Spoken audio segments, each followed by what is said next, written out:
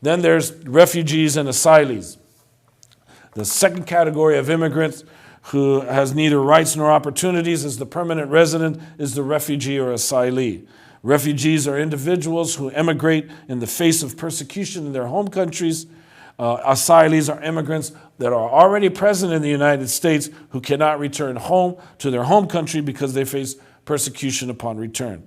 So asylees and refugees are people who have well-founded fear that they will be persecuted in their home country because of their race, religion, nationality, political opinions, or membership in a particular group. Refugees apply for refugee status, and if they are successful, they are given travel documents that they can use to enter the United States. Asylees are people who are already in the United States or at a U.S. port of entry when they apply to live in the United States. Okay. Another concept or term that we're going to come to appreciate is naturalization. Now, naturalization is a term that we will come to identify as a process that immigrants enter. Those who have acquired the status of permanent resident can enter to become a citizen of the United States.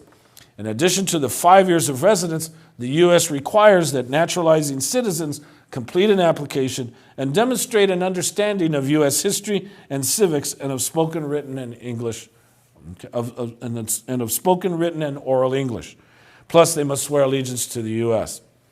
And then finally, one of the most important terms is nativism. So, nativism, this is what we're going to be addressing because it is surrounding us today. And this whole issue with regards to immigration. Why do Americans find reasons to criticize immigrants coming to the United States? Why do Americans find reason to disdain the immigrant presence? This phenomenon encourages us to understand the term nativism. Let's appreciate what nativism means. To be nativist means that you do not like people who do not look like you, who do not talk like you, who do not behave like you. You have a concept of being an American. This is what the United States has. You are an American. So who is an American? What does an American look like? Obviously, if that American doesn't look like you, doesn't participate in society like you, then that person must not be American. That person must be alien. Okay? But everyone should look like an American. So what does an American look like? Unless, of course, you're something else. So the nativist character, this is nativism. The nativist character is related to a person who's living within the United States system and confronts others by challenging them to be like you.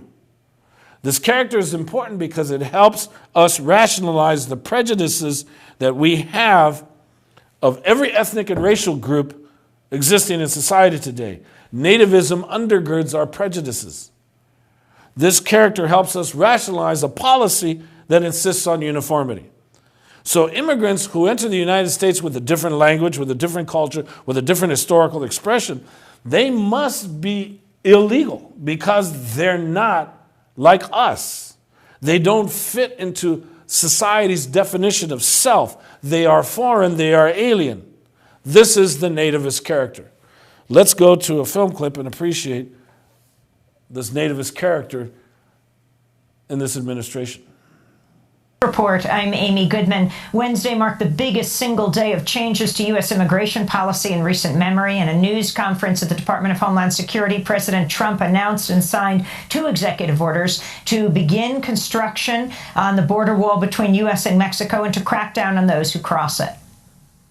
The Secretary of Homeland Security, working with myself and my staff, will begin immediate construction of a border wall.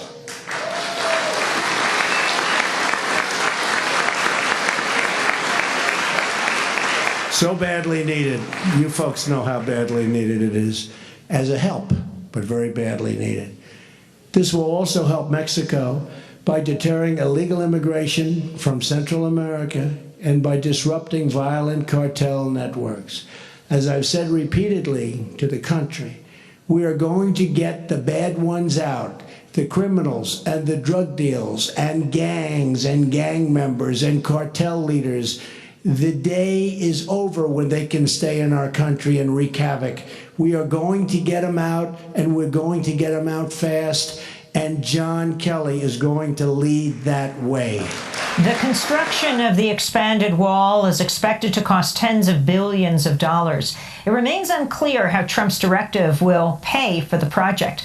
Mexican President Enrique Peña Nieto vowed Wednesday night not to pay for it. Okay, this is nativism, and it's practiced at the highest level of government. And again, remember, racism is an instrument of power used by those in power to perpetuate their power. And we have one of the most racist administrations in power today. This anxiety, this nativist character influences immigration reform. It is part of official policy. Senators and congresspeople carry the nativist influence of society. And senators and congresspeople, they make policy. They make laws governing who should enter the United States and who shouldn't. They create the legislation that regulates the formation and control of labor forces for the development of markets. The federal government decides which labor forces should come into the United States to work for the development of markets that extend from Boston to New York to Cleveland and Chicago.